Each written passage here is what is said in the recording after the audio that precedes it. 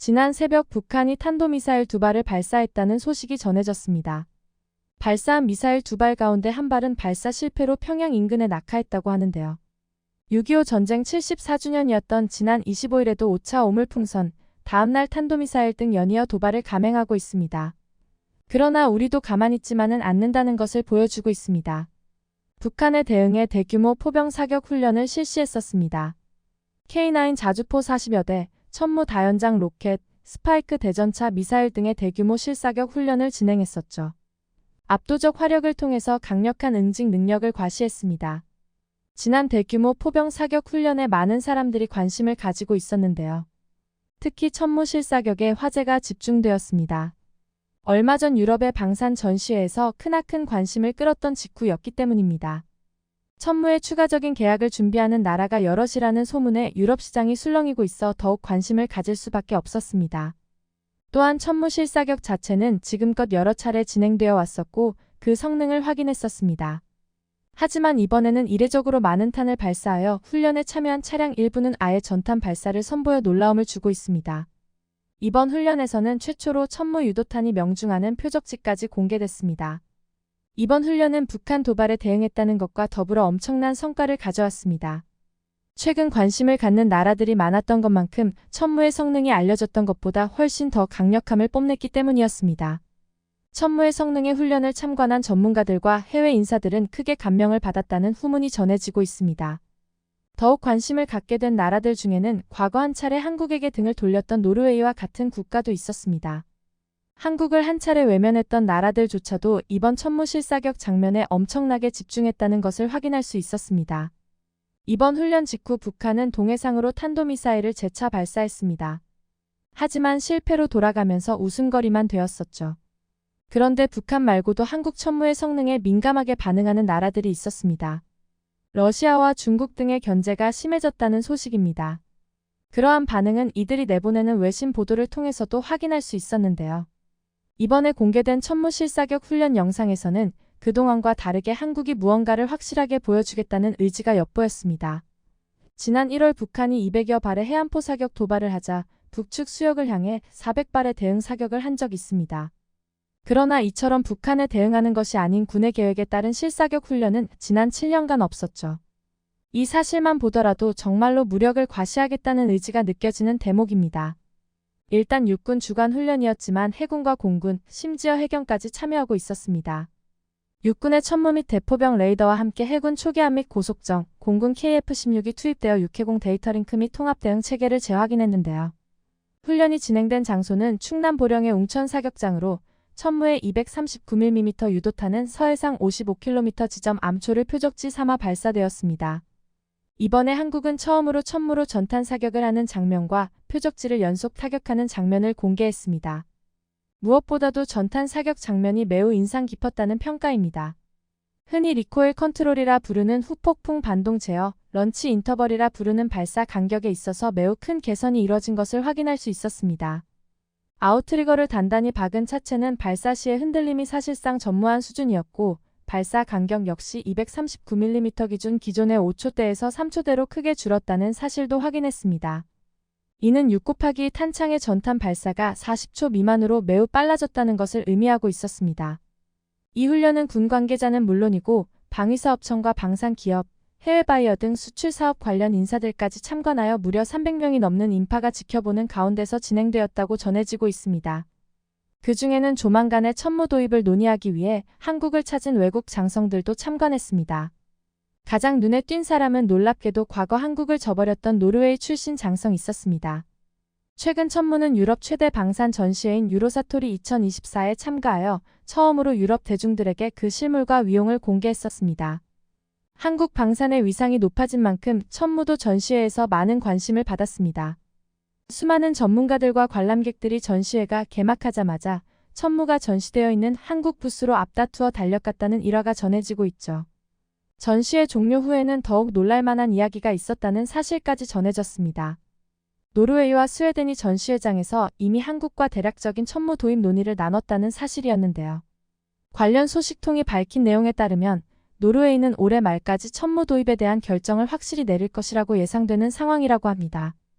노르웨이는 계속해서 천무와 미국의 하이마스를 두고 고심하고 있는 상황이었다고 합니다. 하지만 유로사토리와 이번 실사격 훈련에서 보여준 우호적인 모습에서 천무 쪽으로 마음이 기울어져 있음을 엿볼 수 있었습니다.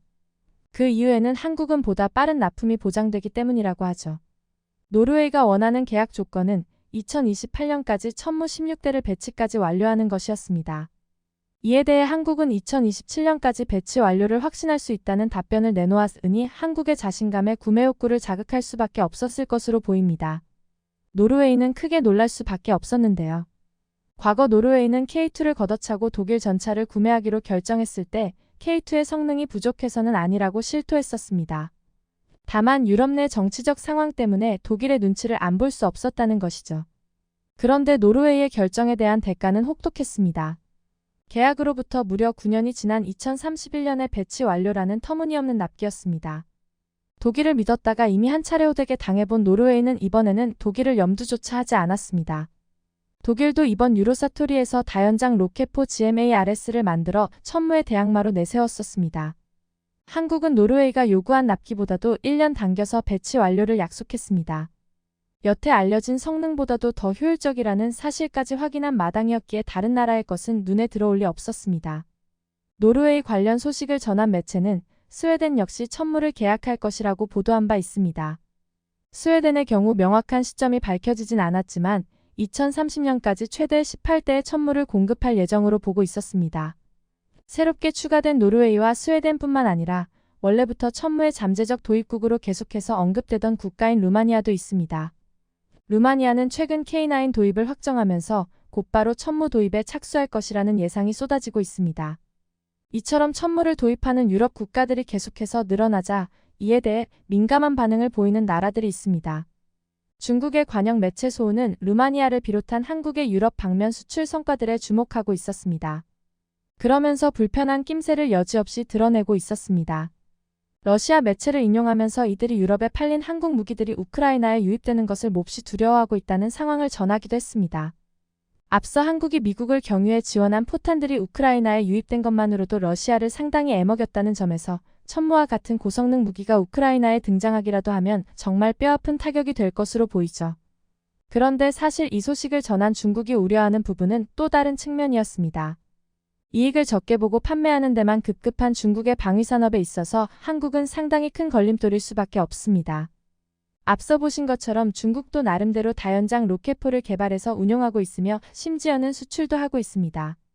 의외로 최근에 수출에 성공한 실적도 있는데요. 영상에 나온 다연장 로켓포는 PHL-16으로 2016년부터 배치된 신형 모델입니다. 중국은 작년 이를 UAE에 수출하는 데 성공한 바 있습니다.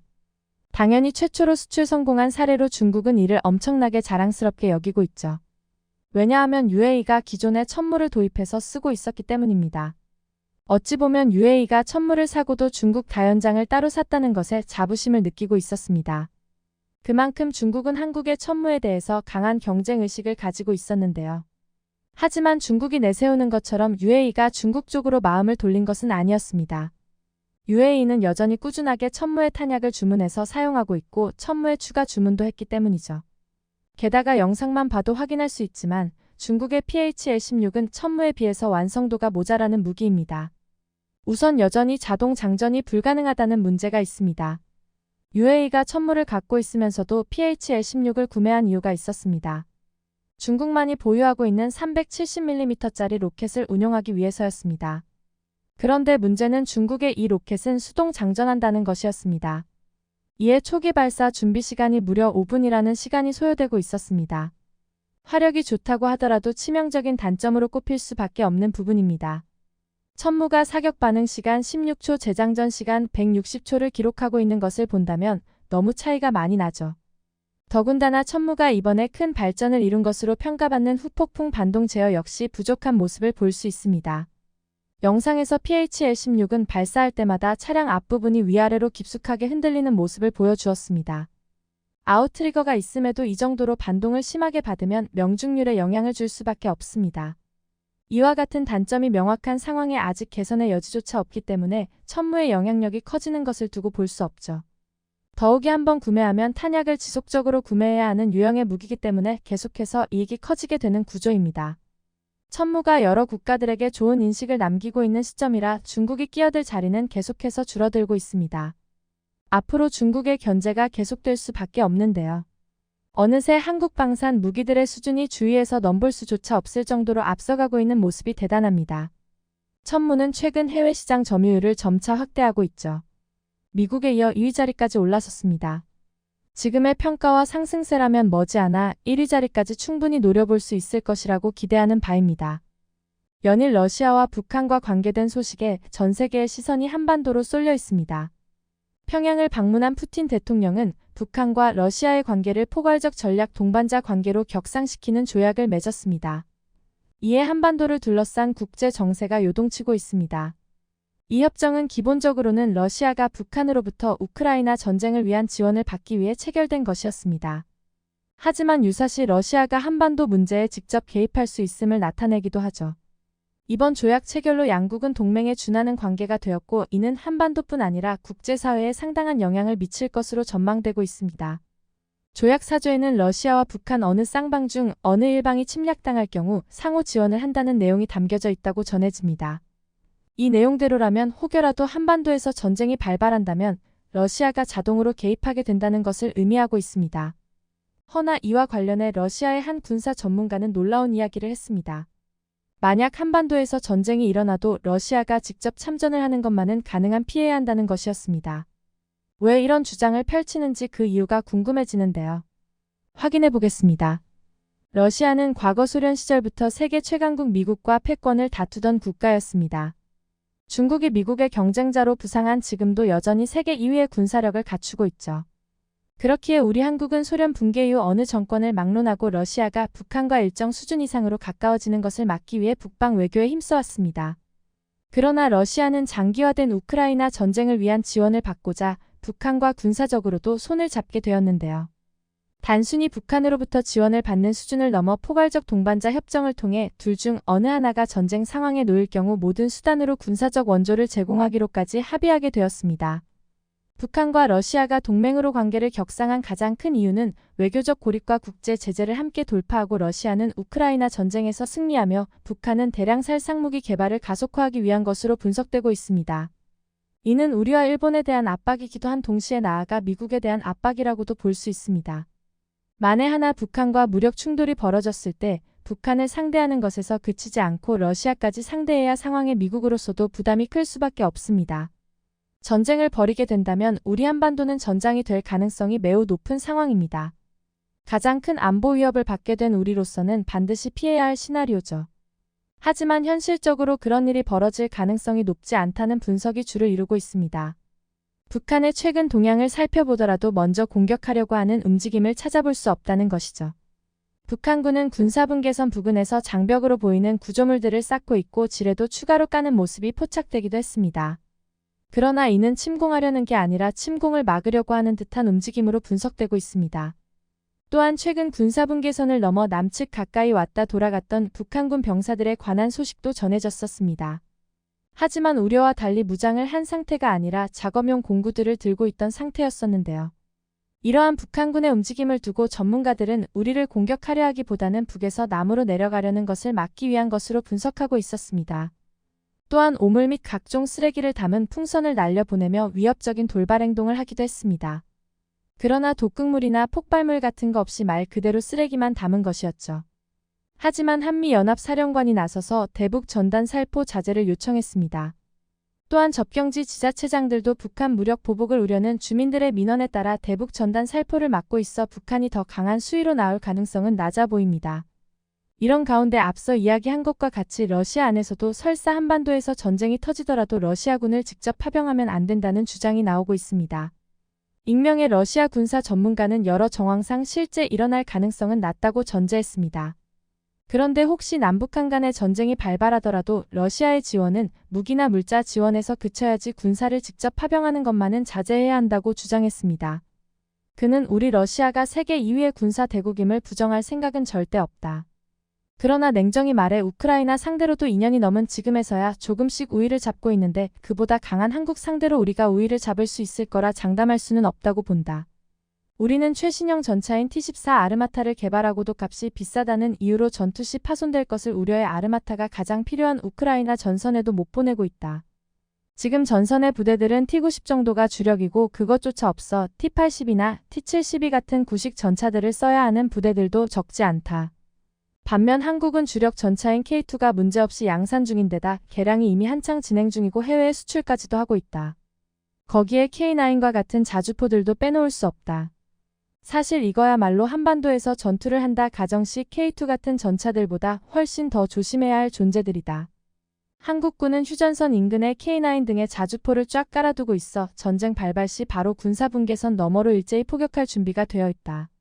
물론 파병 결정 후 이동까지 걸리는 시간상 그걸 실제 맞아주는 건 우리가 아니라 북한군이 되겠지만 이미 북한군이 그걸로 큰 타격을 입은 시점이라면 파병된 우리 군이 무사할 거라 보장할 수 있을까?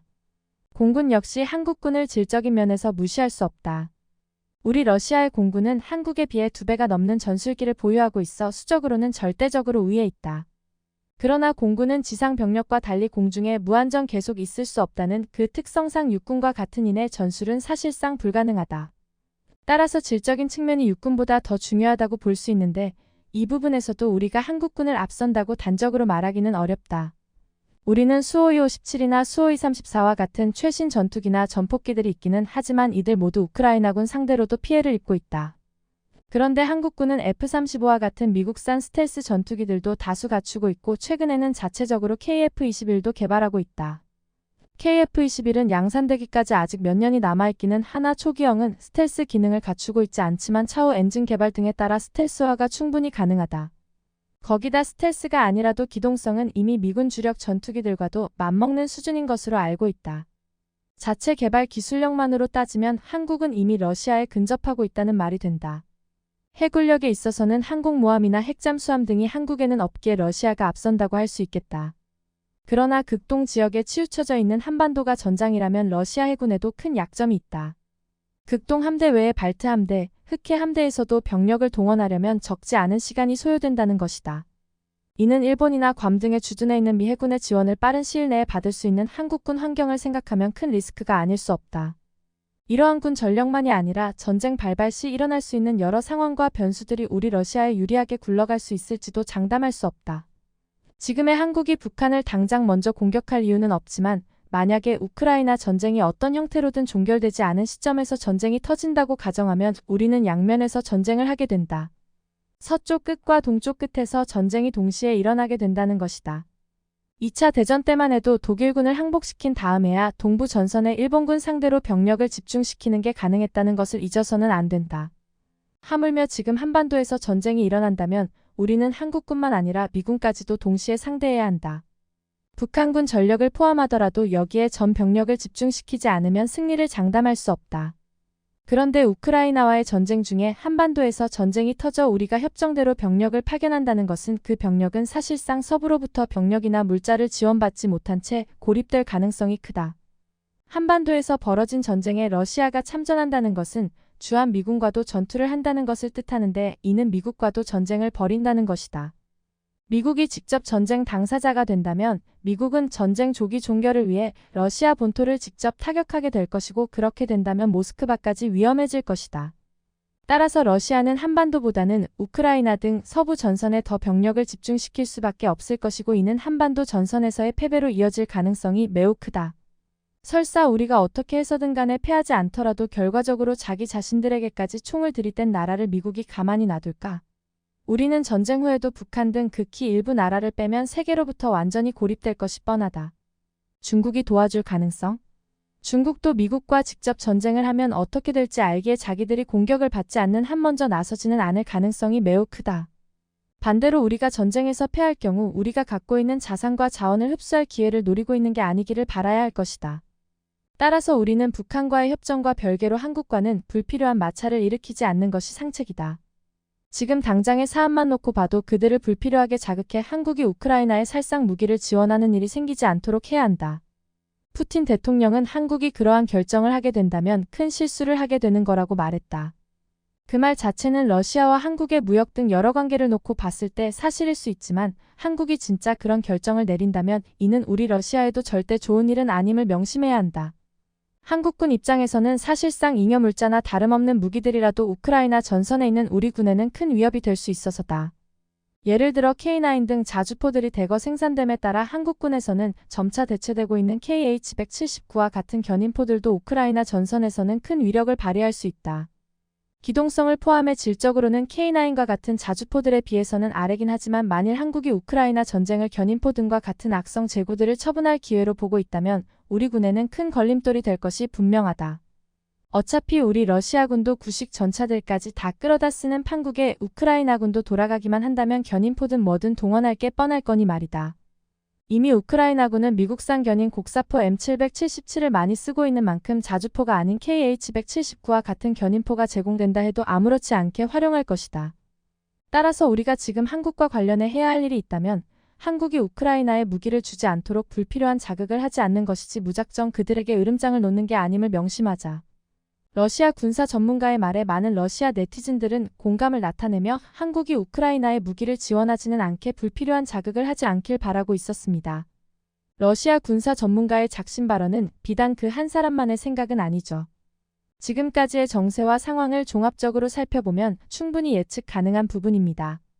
그만큼 한국의 군사력 및 정치 사회적인 영향력이 커졌음을 알 수 있습니다. 북러 관계의 변화로 한국도 가만히 있지는 않았는데요. 우크라이나 무기 지원 문제를 재검토하겠다고 말하자 한국의 지원이 실제로 이뤄지면 전선에 변화를 줄 것으로 예상하고 있었습니다. 옌스 스톨텐베르그 나토 사무총장은 한국은 첨단 방위산업이 구축해 있고 고급 역량을 갖추고 있습니다. 대규모 탄약도 보유하고 있습니다. 또한 한국의 지원은 북한의 러시아 불법 지원과 달리 합법적 지원이다라고 전했습니다. 한반도에서 다시는 전쟁이 일어나서는 안 되겠지만 전쟁이 일어난다 해도 속수무책으로 무너지지 않을 거란 것 또한 분명한 사실입니다. 또한 한국은 군사력 및 정치 외교적으로 영향력이 커진 만큼 국제 정세에 흔들리지 않고 우리의 평화 지키기 위해 계속해서 성장하길 바라는 바입니다. 영상을 끝까지 시청해주셔서 감사합니다. 구독과 좋아요는 영상 제작에 큰 힘이 됩니다.